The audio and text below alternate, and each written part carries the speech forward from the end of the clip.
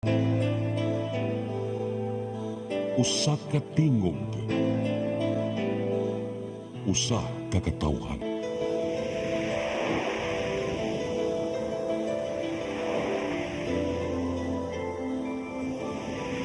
Cebu Catholic Television Network.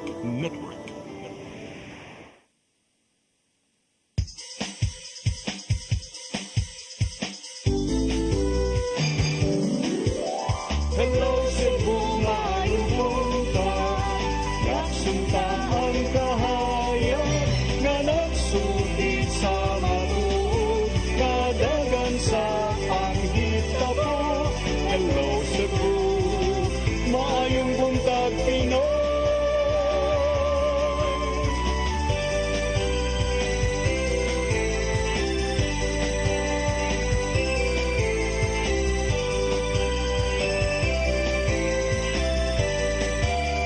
Ang katutulungan sa mga katawhan. Hello Cebu,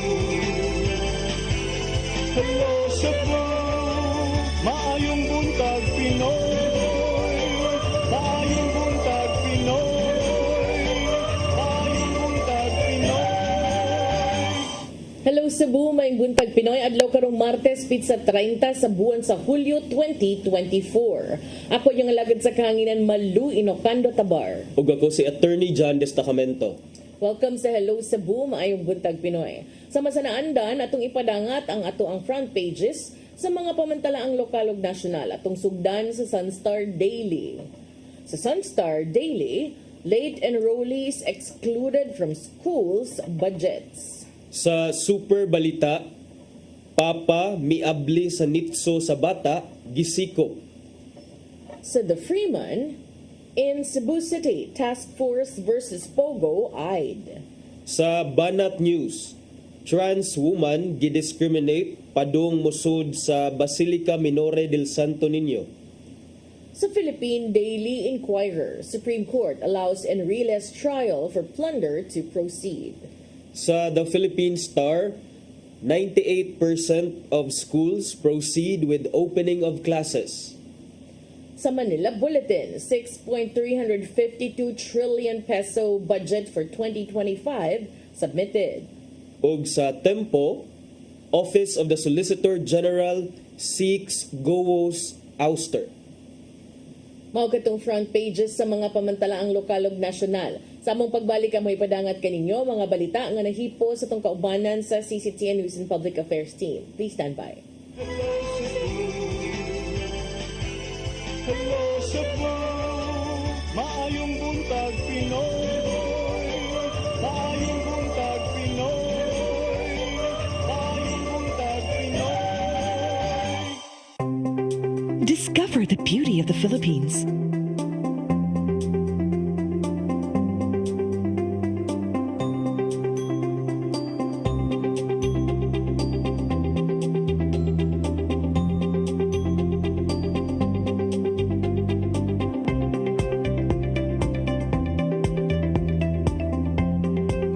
With Philippine Airlines, the country's flag carrier.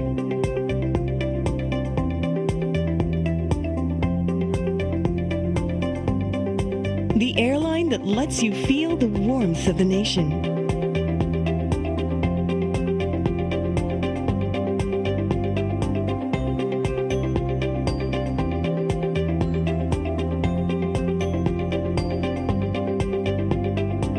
Mabuhay!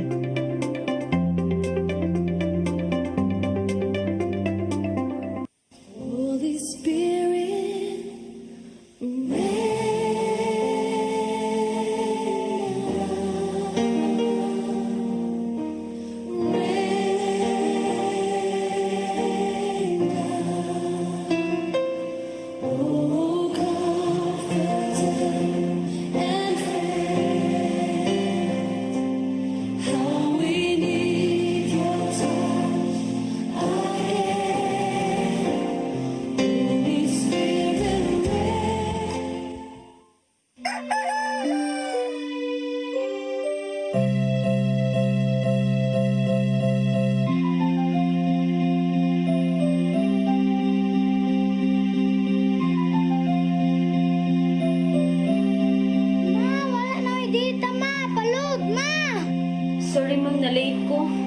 pa mong para internet sa kong anak, ma'am. Ay, wala na yung problema. Pag sinisibo. Sinisibo, sinisibo, For your internet connection, and for the signal of your cable TV. so fast and straight that transmission to your home. Sinisibo. Sinisibo, sinisibo, Offers you to have fiber optics. for your viewing experience, perfect and clear so far. So great and affordable for you to enjoy. Sinisibo. Cine Cebu Television Network Incorporated offers fiber to the home broadband internet bundled with fiber to the home cable TV connection. Cine Cebu Television Network Incorporated with its operation in Metro Cebu and the whole province of Cebu soon. And affordable for you to enjoy. Sinisibo.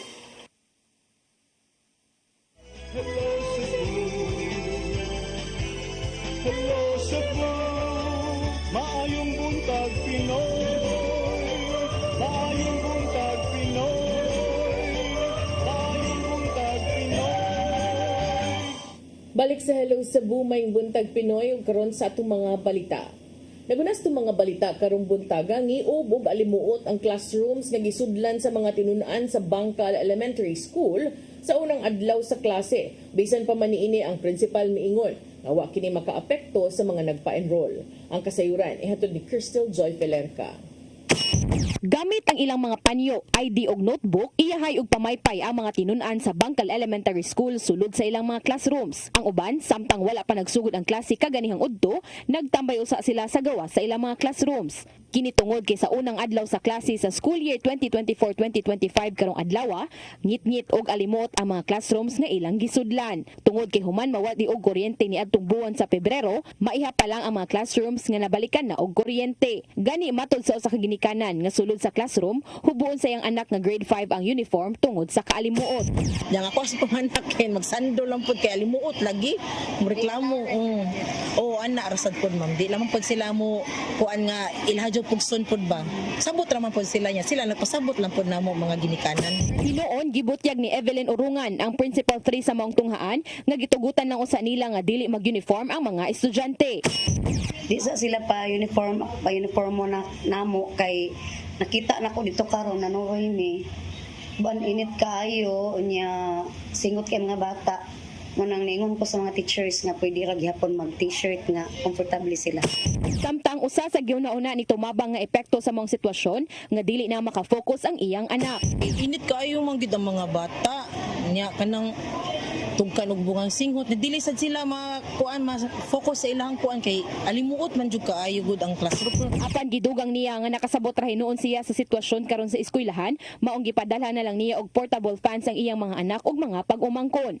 Samtang taliwala sa sitwasyon sa maong tunghaan, wala raw sab kini nakaapekto sa number of enrollees. Sa nilabay nga school year niabot sa 3,800 ang ilang mga tinunan. Karong adlaw adunay kapin 3,600 nga nagpa-enroll ug aduna pa kini posibilidad nga mosaka.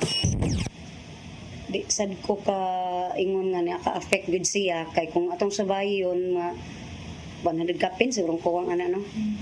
Nya according to teachers ingon sila nga napadyud ko na magpa-enroll pod gyud kasagaran ko no kay we were just transferred last year kami ma'am. So karon si manadaghan pa na ako na magpa-enroll. Tungod sa kadaghan sa ilang populasyon ug kuwangan ng ilang mga classrooms, aduna gihapoy shifting schedule sa klase. Ang grade 4 o grade 6 lang mo irregular schedule, samtang ang uban mga grade levels gibahin sa 6 to 11 AM o 1 to 4 PM nga schedule. Crystal Joy Felerca, CCTN News. Samtang DepEd Mandawi may auhag sa mga ginikanan nga ipa-enroll na ang ilang mga anak. Sa dato sa DepEd Mandawi mokabat sa kapin 8,000 pa ka mga tinunan ang wala pa naka-enroll. Ang kasayuran ihatod ni Mary Rose Sagarino. Niubos ang gidaghanon sa mga tinunan sa syudad sa Mandawi sa elementarya ug high school. Sa dato sa DepEd Mandawi, anaa pa sa 59 ka mga tinunan ang nakapa-enroll. Mas gamay kini itandi sa niaging school year nga moabot sa 67,000 ka mga estudyante. Sa naandan ang gidaghanon sa tinunan mo saka o baka mumintinar matag school year nang hinaot ang division nga makuha ang target sa unang semana sa pagsugod sa klase. Sagad sa mga wala nakapa-enroll mga high school students. So atong tanawon ang well yung tag suffer, it's the school kay there are those late enrollees will no longer be counted in the distribution of resources. But of course, tunga nila, bahinan magyapon sila sa resources, pero sa computation ba, like naam tagitawag og MOE, no? Yeah, in the computation like this one, of course, ang computation as of Friday will base only on 59,000. Giauhag karon sa DepEd Mandawi ang mga inahan nga wala pa nakapa-enroll silang anak sa pagpa-enroll na. Nang hinaot si dagatan nga mo pa-enroll ang mga inahan ato sa enrollment period. Matod sa superintendent ka ang dato sa uwahing adlaw sa enrollment period mao ang basihan sa DepEd sa pagtagana og budget o resources sa matag tunghaan.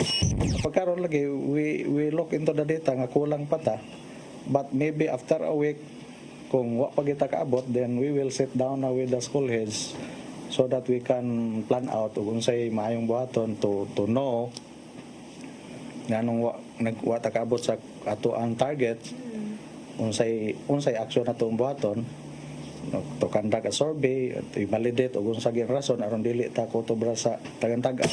Natapos ang enrollment ni atong Biyernes apan gidawat pa ang moapas sa pagpa-enroll. Mary Rose Sagarino, CCTN News. Subay gihapon sa pagbukas sa klase sa mga pampublikong tunghaan kagahapon, ang kapulisan sa Police Regional Office way nakitang problema sa unang adlaw sa pagbukas sa klase. Dulan sa 4,000 ka mga eskwelahan sa Tibok Riyon ang gipangbutangan og pulis aron pagbantay sa seguridad sa mga tinunan. Ang kasayuran ihatod ni Arnold Bustamante. Parehan nga nagamonitor ang Police Regional Office 7 sa tanang mga tunghaan sa Central Visayas sa unang adlaw sa pagbukas sa klase. Sama sa naandan, ang unang adlaw may dunay labing daghan nga mga tinunan nga nagdasok sa gawas ug sulod sa mga eskwelahan nga tungod ani ang kapulisan hugot sa pagpatuman sa seguridad. Mato ni Police Lieutenant Colonel Gerardes Pilare, spokesperson ni Police Brigadier General Antonio Avirin, hepe sa kapulisan sa Central Visayas nga sa dulan 4,000 ka mga tunghaan sa Tibok Riyon 7. Ilaning gipadalhan og police personnel aron pasiguro sa seguridad sa mga tinunan o mga magtutudlo. As of now, we are closely monitoring the opening of classes. We have assured Central Visayas that we will be deploying police personnel. Of the 3,800 schools scheduled to open today, Police Regional Office 7 under the leadership of Police Brigadier General Antonio Avirin was able to deploy sufficient number of personnel para lang ma-check o ma-secure ang atong mga estudyante nga mosun. Not only the students but the parents, the teachers, and all those who will be going to schools. Matod pa ang nangutana sa kapulisan kung ang presensya sa mga pulis sa gawa sa tunghaan kutob lang ba sa unang adlaw sa pagbukas sa klase. Matod ni Pilare, nga ilang i-assess kung kano sa mamahimong nga kuhaan o gidaghanon ang gideploy nga mga pulis sa nagkariyang eskwelahan. Kung manormal na ang sitwasyon, mubalik na usab sa naandang nga trabaho ang kapulisan sa usa ka dapit apan dili mamahimong biyaan ang pagbutang og pulis personnel sa nagtibok tuig tingtungha. Ilang bantayan ang mga eskwelahan ilabi na ang night high school. We put priority on the opening of classes because this is where people will converge. Sa mga succeeding days, we will of course readjust our deployment ngadto sa magkagamay until we can normalize things. Karon magud na hype pa ang mga tao sa eskwela, probably wala pa manad ang mga bata, na pa yung mga new students nga mato eskwelahan, wala katultol or wala pa kabalon sa paglabang og daan. That is why we put maximum number of police officers. Matang eskwelahan doon nagipamutang ang mga police assistance desk aron may maduulan kung makasugat og problema ang mga estudyante, lakip na ang mga magtutudlo. Arnold Bustamante, CCTN News. Sa laing balita, muabot sa 1,200 ka mga leader ang nanambong sa 11 National Charismatic Leaders Conference dinhi sa Sugbo. Usa sa mga nahisgutan mao ang pagpahimulos sa gasa sa gikan sa Ginoo aron isabwag ngadto sa uban. Ang kasayuran ihatod ni Gian Navarro. Gisawaan sa moabot sa 1,200 ka mga charismatic leaders ang mga hisgutanan bahin sa kamahinungdanon sa pagsabwag sa kaayo ngadto sa Ginoo. Atol kini sa 11 National Charismatic Leaders Conference nga gipahigay natong Sabado ug Domingo sa IEC Convention Center, Dakbayan sa Subo. Managlay mga hisgutanan ang natuki bahin sa mga isyong giatubang sa karismata ug ang pagpalig-on pa sa komunidad. Sa walay pagduha-duha, ni Salmot kining spiritual director gikan sa Diocese of Dumaguete sa kalihukan sa Charis, Philippines. Yun sa manin ako pagpuyo sa akong kinabuhi. Magpakahilom na laban ba ko sa akong pagtuo? Mulaylo ba ako sa pagkasaksi sa akong pagtuo nga nadawa sa Dios? Now is the best time nga ato ning mapadayag pagbalik ngadto sa katawhan. Usa sa mga naisgot mao ang pag-auhag ni Dr. Moses Catan ngadto sa mga charismatic leaders kamao ang paggawa sa comfort zone ug ipalanog pa ang kaayo sa Ginoo ngadto sa palibot. Mato diya nga kinahanglan taon pag-ayo ang dakong hulagway kon big picture sa pagkamaayo sa manunubos ug manluluwas bisan sa mga problemang nitumaw. Hinuon gihangop niya ang grabing participation gikan sa mga delegado. And every person must use that gift for others. It's not just for the individual. So when all of us come together, individuals using our gifts for the glory of God, the body of Christ is built up. Tingwa sa Charismatic Leaders Conference nga mao ang pagsaksi sa renewal alang sa synodal mission sa simbahan. Gawas kini sa pag-update na sa mga pagtudlo o pagsangyaw sa pulong ni Kristo nga gikan mismo sa Charis International. Gikalipay mismo sa Charis Philippines ang dakong partisipasyon sa mga delegado. Mo nang importante kaini kining panagtigom karon sa mga leaders. Ato ni silang human sa mga talks inikaadlaw ikagabi gipaabot nga magpundok ang tanang taga Luzon, taga Visayas, taga Mindanao diin among ilahon himamaton ang mga leaders nga gi-appoint mismo silang mga obispo. Ang Charismatic Leaders Conference sa mga kalihukan sa Charis Philippines ning tuiga. Si malabay usab nga semana gipaygayon ang Charis Asia Oceania Continental Youth Leaders Conference diin nagtapok ang mga batan-on gikan sa managlahing bahin sa Asia. Karong Oktubre may tabo usab ang Charis National Conference gikan sa Charis Asia Oceania karong Oktubre 4 ngadto sa 6 sa IEC Convention Center, Dakbayan sa Subo. Gian Navarro, CCTN News. Sa atong katapusang balita, Police Regional Office 7 miduyog sa kasub-anan sa pamilya sa usa ka pulis nga namatay human na pusilan sa usa ka menor de edad nga sakop sa gang sa Barangay Banilad, Dakbayan sa Mandaue. Kapulisan sa Central Visayas gipahimangnuan nga kanunay magbantay kung mutubag og alarma. Ang kasayuran ihatod ni Arnold Bustamante. May pagawas karon ng kamanduan ang Pangulo sa Kapulisan sa Central Visayas, Police Brigadier General Antonio Abirin sa tanan niyang mga pulis personnel atol sa gipatawag nga command conference nga kanunay nga magbantay sa panahon nga sila motubag og alarma. Kinaron dili na masubli pa ang natubog kang Police Staff Sergeant Orvin Seth Lim Felicio sakop sa Station 5 sa Mandaue City Police Office nga napusilan patay sa usa ka 16 anyos nga membro sa usa ka gang sa Barangay Banilad sa siyudad sa Mandaue nitong Sabado sa kadlawon. Mato ni Police Lieutenant Colonel Jerry Spilare, spokesperson ni Abirin, nga gipahimangnuan ang tanang police personnel nga mag-alerto sa kanunay dili lang panahon nga sila naka-duty likip na kung naka-off duty kini kuno galing motubag og alarma. This is a stern reminder or a very sad reminder for us in the PNP that our lives are always at risk, but our Regional Director, Police Brigadier General Antonio Abirin, in the command conference this morning, reminded everyone we should always keep our guards in all instances, not only when you are on duty, but when you are also off duty. Sa nagkabot ng Felicio, may padangat siyang pahasubo si General Abirin sa pamilya ug kabanay sa maong pulis. Gitakda nga bisita sa haya ang general aron mohatag siyang katapusan nga pagsaludo sa pulis nga namatay subay sa pagtubag siyang trabaho. Mohatag usab ang Police Regional Office 7 og hinabang pinansyal sa asawa niini nga dunay gibilin nga duha ka anak. Yes, we will be providing all benefits due him, and we will of course make sure that his family will be taken care of. No?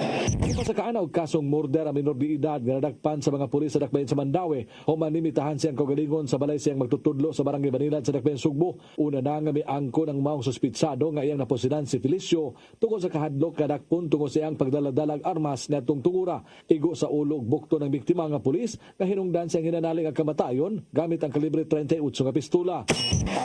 Ang ang suspect or ang gapatay na dakpan na sad sa kapulisan unya mo file tag kaso karong adlaw no for murder. Nahitabo kang Felicio Mato de Pilare makapahigmata kanila nga bisan usa ka minor de edad ang ilang gialarma dili angayan nga mo kumpiyansa tungod kay dili masayran kun unsa kadako ang hulga sa ilang kinabuhi. Arnold Bustamante, CCTV News. Mga itong mga balita nga nahipos itong kaubanan sa CCTN News and Public Affairs Team. Inyo ko itong nakita kagahapon sa itong mga balita sa Sayri 47. Unya, dila na to ang angon attorney, ubay-ubay ang atong hisgutan karong buntaga. So mo break sa aming sa among mga sa among pagbalik atong mga paghisgot-hisgot. Please stand by. Hello Cebu, maayong buntag Pinoy. Maayong buntag Pinoy. Maayong buntag Pinoy. Discover the beauty of the Philippines.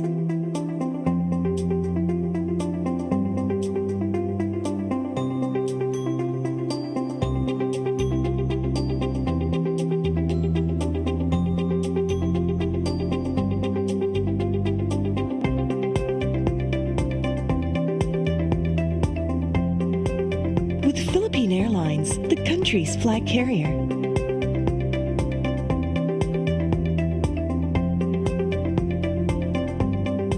The airline that lets you feel the warmth of the nation.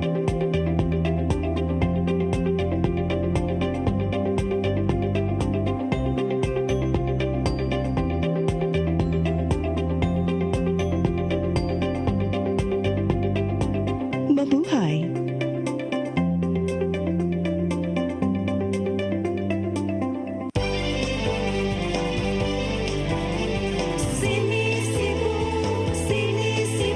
For your internet connection And for the signal of your cable TV.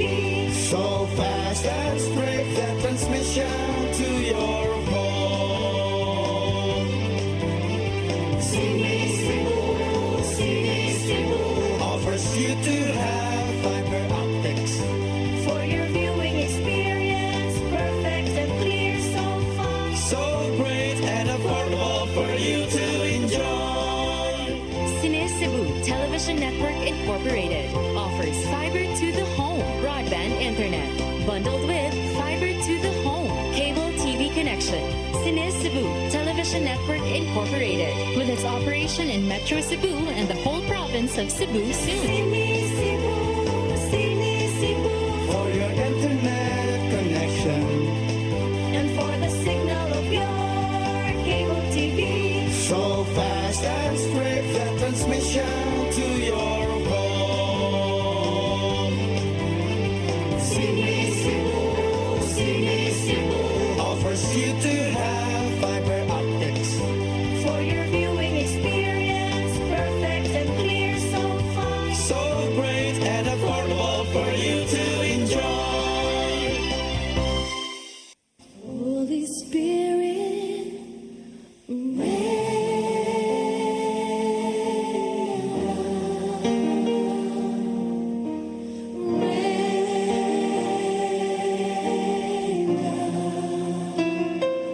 oh God, and how we need your touch again. Holy Spirit,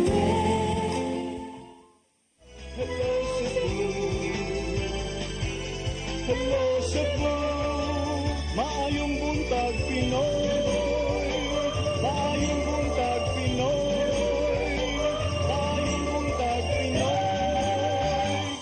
Balik sa Hello Cebu, maing buntag Pinoy. Nya sa atong paghisgot-hisgot partner, Ito sa ning unahon attorney kining wa mo gud ta nakakontak sa pag-asa for the past few days. So karon do na magud koy nakit-an nga katong gihisgutan ka ni adto sa sayong bahin sa Hulyo na gipaabot nga duha ngadto sa tulo ka bagyo ang posibleng musud sa nasud karong Agosto, no? Especially with the probability of La Nina nga mo emerge at 70%. So si Sir Jomar Eclarino ato ning suki dinhi sa Pag-asa Makta niingon nga more cyclones pa gyud are anticipated in September and October. So murag masagunsunan ta ani unya. Remember katong nahitabo sa kauluhan na ay mga nakalas dili pa gayto siya full bagyo ha. Murag habagat lang to unya dili pa gyud ingon nga direct hit ngadto nila ang Karina pero ingon adto na ang grabe nga impact. So si Sir Jomar Eclarino naingon nga ang epekto aning emerging La Nina expected nga masinati nato sa katapusan nga quarter sa 2024. So October, November, December, unya posible pag yung kuno magpadayon ngadto sa unang bahin sa 2025. Sa pagkagahapon ang Pag-asa dunay gi-monitor nga low pressure area gikan pa ni mura siya na-carry over sa milabayng semana nga duna matud pay intensity of 220 kilometers per hour and is expected to be over Cagayan and northern Luzon. So nakatilaw na to sila baha dito nya karon ang kining gi-monitor dito gihapon pa doong, Same, no? more or less the same trajectory. Oo.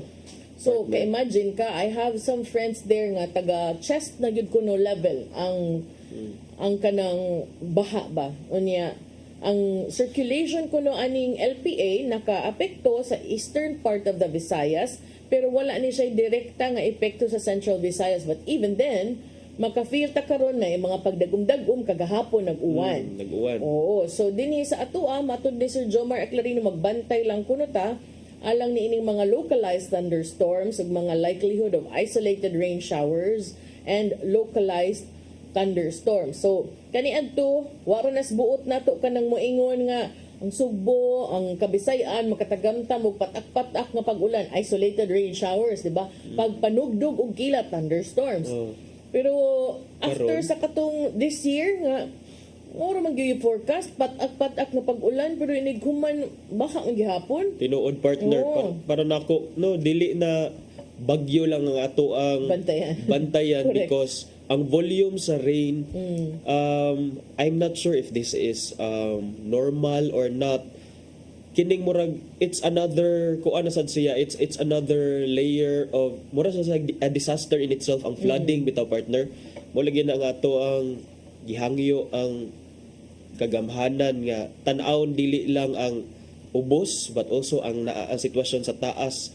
Daghan pa bag mga kahoy sa ato ang bukid nya diri sa ubos maayo ba pagkaplano ang ato ang urban setup. Kay kini sa una dili kay ta worried anang pagbaha wa mo kay ta nakadungog sa una mga 1990s to 2000s kay ana ang problema mga bagyo ra magyud atong makuan ug matapol nga mga trees and all but karon ang flooding in Manila is very grabe kayo partner. Yeah, and we tried that here before. There was a time no natanggong gid ko on the road for like 3 hours and kung anak imbis akong kwaon alas 7 na intaw nagabhian sa eskwelahan unya kining mga ingon na although that time isolated makaingon ta it was kanang morsag kanang sample of what is to come kung dili ta magmatngon sa ato ang sa everything no. I think it's high time also for our disaster risk reduction and management councils to level up in terms of preparation. Kay season naman sila, season na sila bagyo, season na sila mga rescue, mga retrieval, search and rescue, but wala pa kay ta nakadungan ang kanang maingon gayta nga mga magmatngon gyud sa baha. Kanang mga ilang gibuhat, mga ilang mga SOP ng mga pamakwit. Pero I think they need to kanang be more forceful with the other members of the local government units aron madungog gyud ang ilang tingog ug ang ilang mga opinion kabahin aning mga flood prone areas. Kay kanang maumang gyud mo delikado karong mga panahon na unya moingon biya kag flood prone areas dili biya limit ra diha. Okay, of course wala may boundary ang tubig ari ra jud ko moagi ha. Correct, moawas di ba? Moawas and then maybe kita nga naata diri sa Cebu wala ta nakatagamtam atong nahiaguman sa mga taga Metro Manila last week, but pwede na to siya mapanaminan nga Correct. bisan di ay dili ta ma-directly hit sa bagyo, sa gamay lang makuanan lang madaplisan lang og gamay, but still maka-experience na ita possible og inato nga rainfall. And mind you nga ang Cebu is also daghang mga flood prone areas in Correct. Cebu. Unya kuan siya attorney. Kana lang yung makakita ta mo ingon kita nga it could happen to us yun. Kanang di ba? Look at what happened to Carmen. Unsa man to, di ba? Yes. It was tragic. But makaingon gyud ta, it could also happen anywhere. Kaduol na lang ana diri sa atong mga lain-laing mga dapit. And then let us also not forget nga bag-o ra nag-abli ang klase.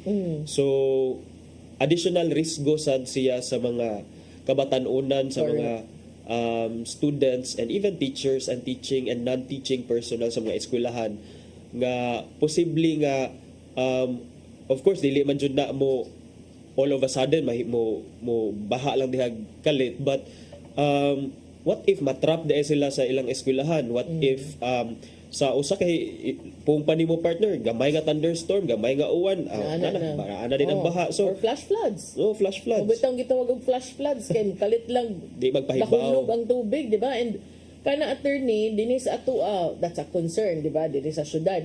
But doon na yung mga areas in different parts, even in Cebu, nga ang mga bata ug ang mga ginikanan mo agi pa og sapa aron makaabot ngadto sa ilang mga eskwelahan. Tinuod. Posible kaayo delikado nga maano na. I think kita maka-realize ta sa urgency, medyo bordering on paranoia ning atua as parents because na field reporter maguta before, and we know we've seen many cases na pwede gid siyang mahitabo, di kita kanabang mo yung di kita katag-ad sa panahon, pero pwedeng mapangandaman.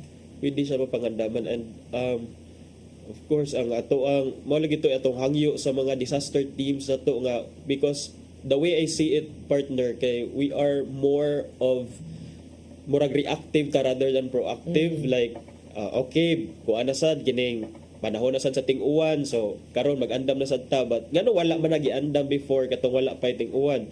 So muna nga hopefully ang ato ang mga disaster teams, ang ato ang mga disaster risk reduction and management councils, offices sa mga respective nga mga local government units, makuana sila mahimo nga proactive measures sa mga posible nga tagamtaman nato kinang panahon sa ting-uwan. Og dili lang sad kanang mga pagbaha ang problema, kay of course ang health hazard sad sa mga tao that go along with floods, such as for example kanang leptospirosis, mga sakit-sakit sa pamanit, and then kay bawo man ta nga kung magbaha, of course pwede sad ma-affected ang atong supply sa tubig, kuryente pwede sad.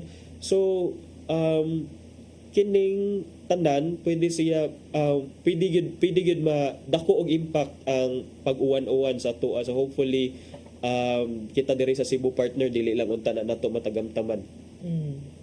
Diba? So magmatnon ta, mag-amping, especially sa ato ang kabataan karong panahon nga tingtungha na.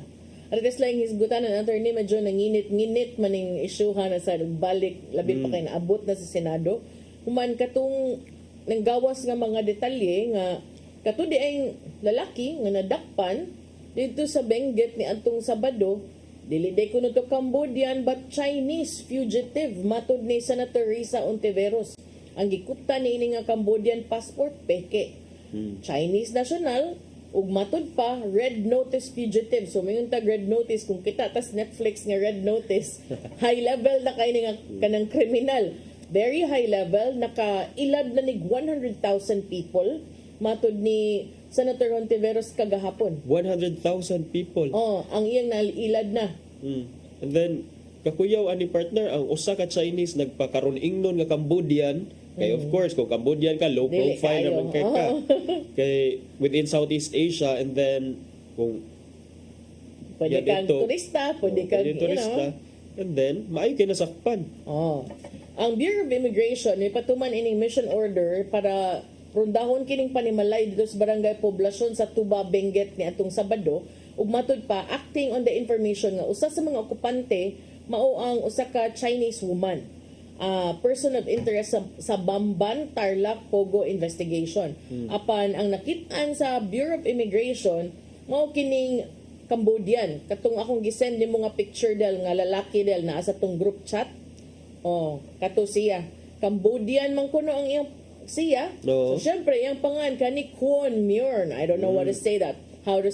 But nasayran nga ang iyang kuyog ka ng Chinese woman sa di ay si Wang Keping. Unya dili man sila ang target sa operation pero naman ko na yung mga links na sad nito. Pogo. Dili sa gyud. Harry Roque.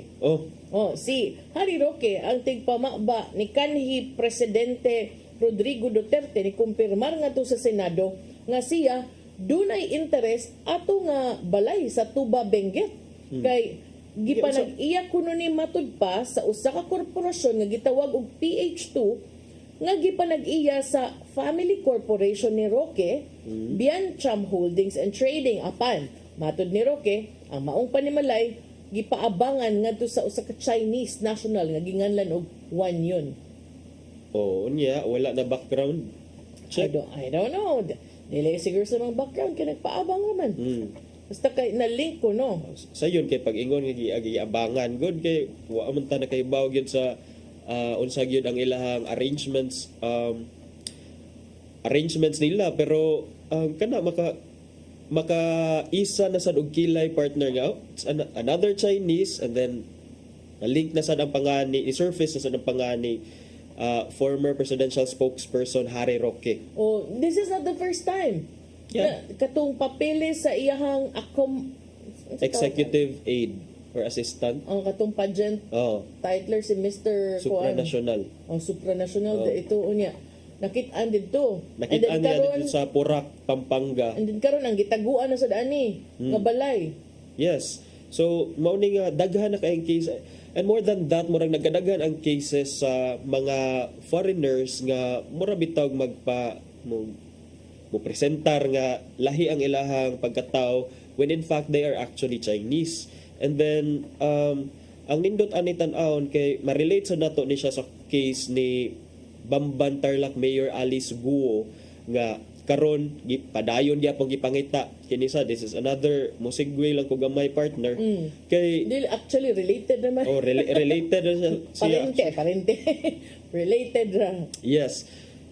It's mind-boggling nga hangtod karon wala gihapon na locate ang whereabouts ni Bamban Tarlac Mayor Alice Guo partner. And then kanina sa ato ang front pages ato nang atong gibasa nga ni lodge na gyud og formal case ang Office of the Solicitor General aron pagpatangtang kang Mayor Alice Guo. Kay matud pa sa OSG, she misrepresented herself by claiming that she is a Filipino citizen when in fact she is a Chinese national. And all that to advance her fraudulent schemes. So, muna nga ganan ko mangutana sa legal ani implications. Gi-filean og quo warranto petition si Mayor Alice Guo before sa Manila Regional Trial Court unya gusto sa OSG. Kining OSG mao ni ang attorney sa Republic of the Philippines. Abogado sa gobyerno. Gusto nila ipadeklarar ang pagkamayor ni Guo as null and void and for her to be ousted from being mayor. So ang OSG ni nangayo sa korte nga ideklara si Guo nga ineligible to hold the office of the mayor of Bamban and to declare her to have committed acts that warrant her forfeiture from post. Nag-file sila 45 ka pages worth of petition.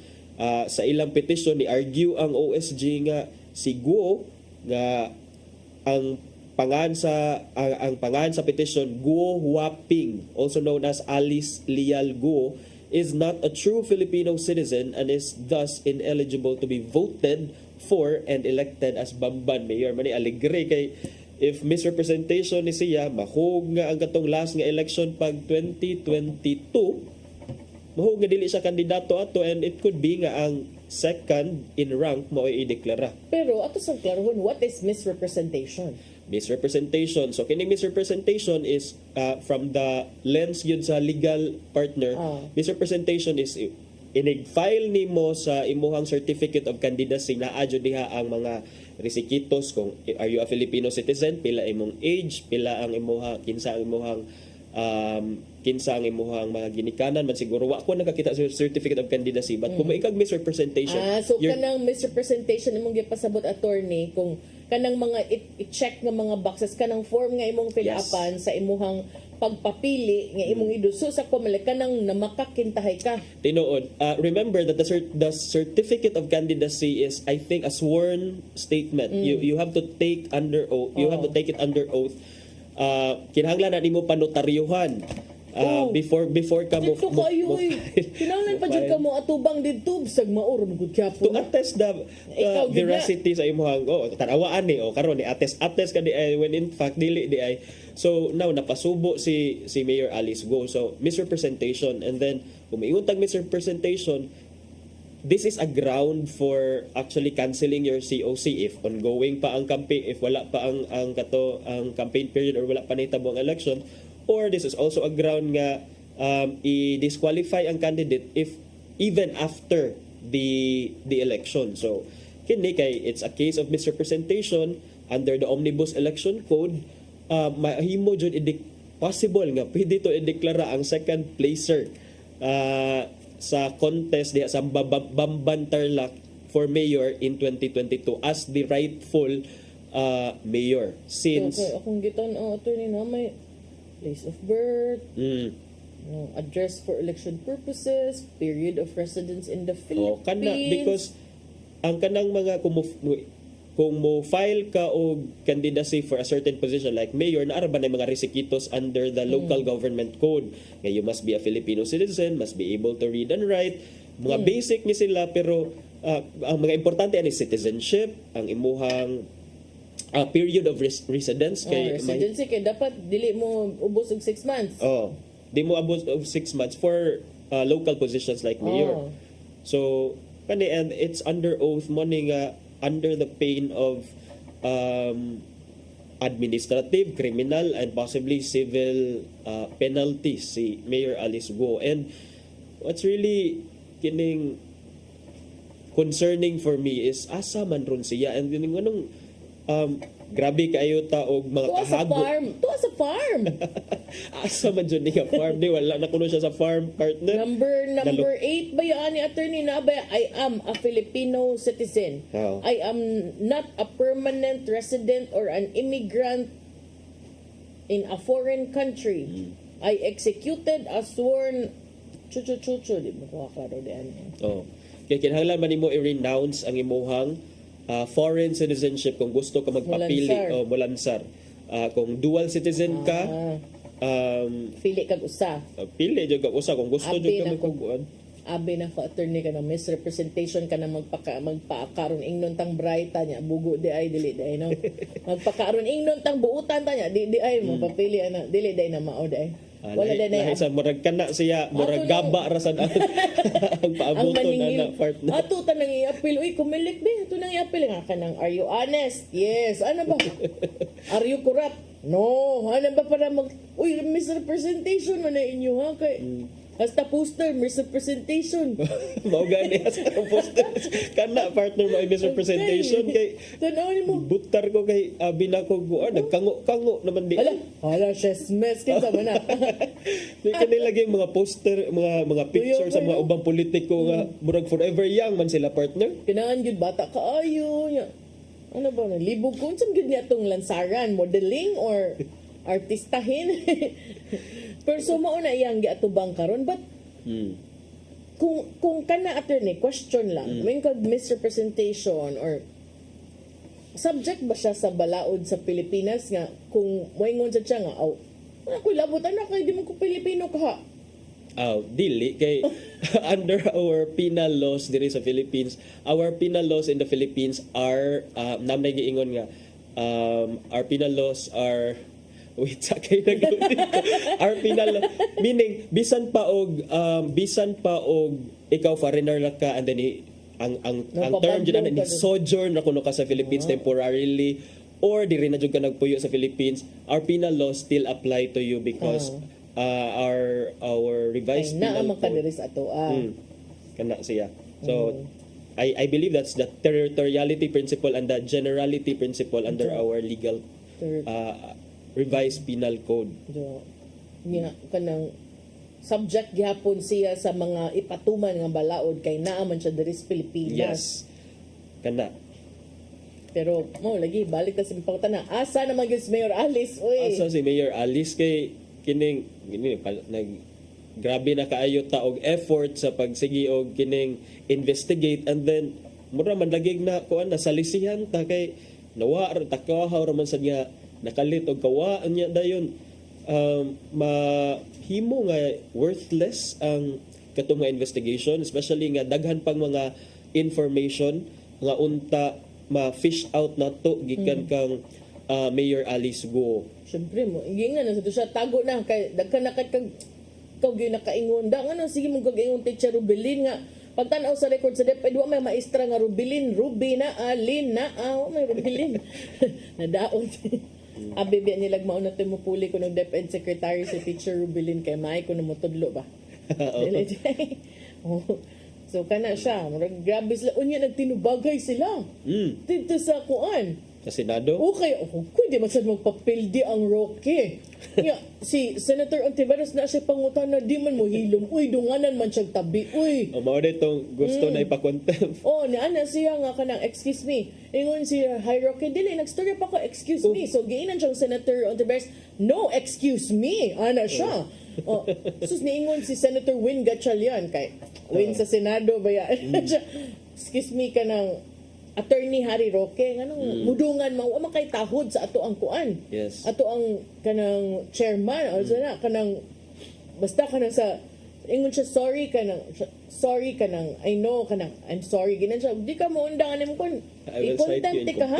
Contempt. Niyan siya I understand and I'm sorry pero you don't I don't really feel the sincerity kay makigtigi should be na ba ay besh makigtigi man en taon nga Senate man na pero mao lagi ingon siya ano yung ko imbitaron diri as a resource person nya gusto niya ko inyo kong putlon mo na giingon friend nga ana gyud ang kinabuhi kanang lingin lagi ang bola bisag di pa ni basket lingin ang bola parehas ra sad good na good karon good nga si Senator Bato de la Rosa na nawagan na sa mga military, kapulisan, kinsa kuno willing kuno for free nga mutabang kuno sila og provide og security para ni Inday Sara. Oh, okay. Kato.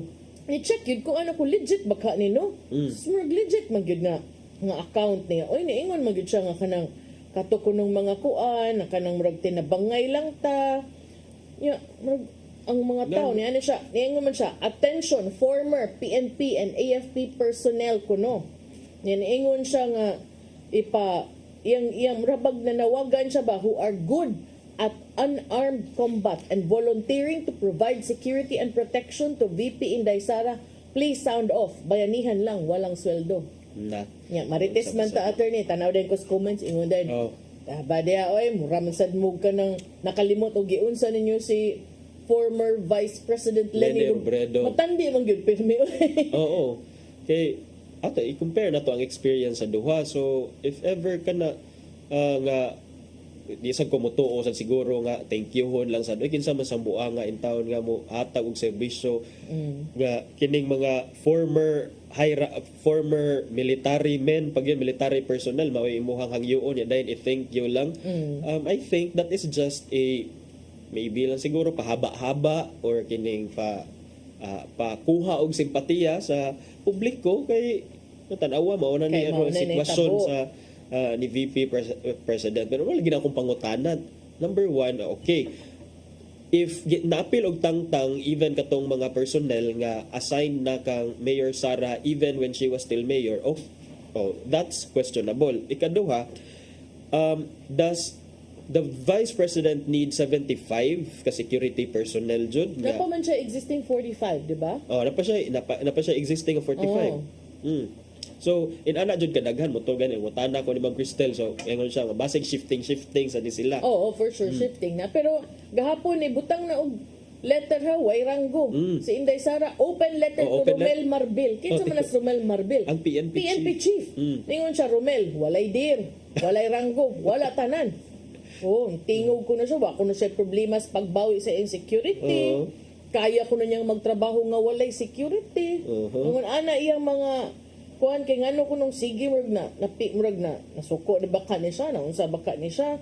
Na ako na siya problema sa mga bakak nga gipagawas ni yang tawag og Romel, PNP chief to us regular people sa mga kuan kuno gipagawas nga mga statements, labi na kuno kung ang mga bakak gikan mismo sa pinakataas nga opisyal sa kapulisan.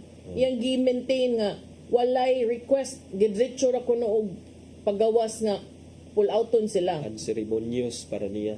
Pero mao lagi ay mga kaingon gyud ta nga namugod ko hinunduman local nga police personnel sad nga gikuha sad sa inyong panahon gikan sa usa ka chief executive gipanglabay sad ngadto sa Negros. And makaingon gyud ta nga di gyud ay matag-an ang panahon. Lingin lagi ang bula partner. Ya duha ang O sa Pogo. Oh. Mauna lingin gapon siya. Makaingon gyud ta.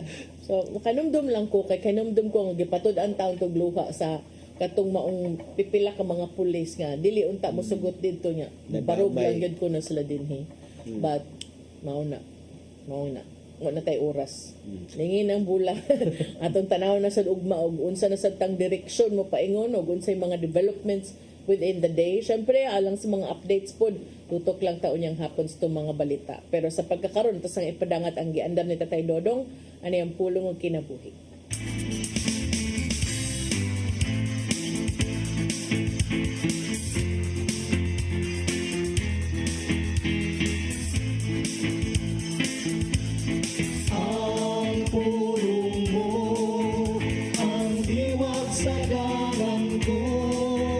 Ngayon, ang atong pagpili og leader sa atong katilingban dili pinagi sa pagdawat og kwarta kundi sa pagampo. Dili kita magpadala sa salapi kay sa 1 Timoteo 6:10 nagingon kay ang pagkamahigugmaon sa salapi mo'y tinubdan sa tanang pagkadautan. Kung ikaw mudawat og kwarta bayad sa imong pagbutar so sa kandidato, imong gibaligya ang kaugmaon sa imong nasod. Ang eleksyon naghatag kanato og pagpili sa mayong kandidato nga gituan natong mangulo alang sa mayong paglambok. Mo nga dili gayud mayo ipasikat sa kwarta ang atong madawat ang pagpili sa kandidato. Dako ang mahimo sa pag-ampo. Gani sa balaang kasulatan, kita gisugo man nga iampo usab ang atong mga leader sa ilang paglingkod sa ilang pwesto. Sa 1 Timoteo 2, uno na to sa 2 na ingon. Usa o hapon ko kamo. Una sa tanan nga kinanglan himuon ang mga pag-ampo. Mga pangalyo po o mga pasalamat ngadto sa Dios alang sa tanang tao. Alang sa mga hari o sa tanang nagmando aron makabaton kita mahusay o malinawang kinabuhi Diyos nun o subay sa bayang pamatasan. Maigsoon mo kini ang pulong nga maghatag kanato giyas sa atong kinabuhi. Mag-ampo kita. Langitong Amahan, among ituboy kanimo ang among mga leader. Himuang ang ilang mga kasing-kasing magtinguha lamang sa pagtuman sa imong kabubuton. Panalipdi sila sa mga lingla sa yawa o himuang putli ang ilang tuyo o tumong alang sa katawan. Amen. Sa mga samahan, sa anak sa Espiritu Santo. Ang pulong mo, ang diwat sa dalan ko. Pulong og kinabuhi ni Tatay Dodong Limchua mo nagtapos sa atong tulumanon. Dagang salamat sa Philippine Airlines. Thank you sab kang Archbishop Jose Palma, Nanay Diana Limchua ug Tatay Dodong Limchua. Thank you, Sir Dennis Tabar. Gusto mga kaugmanan sa TOC, Sir Robert, Miss Inday, Sir Matmat, Miss Joanne. Thank you Sir Michael, Sir Rodel, Sir Raymond, Sir Bruce ug Sir Ferdy. Salamat sa inyong papakiguban. Ako si Malu Inocando Tabar. Ug ako si Attorney John Destacamento. Uban ni balik ugma sa atong programang Hello Cebu. Mayong buntag, Pinoy. God bless us all.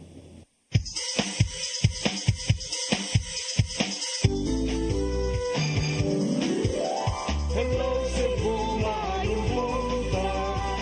Nagsunta ang kahayag nga nagsulid sa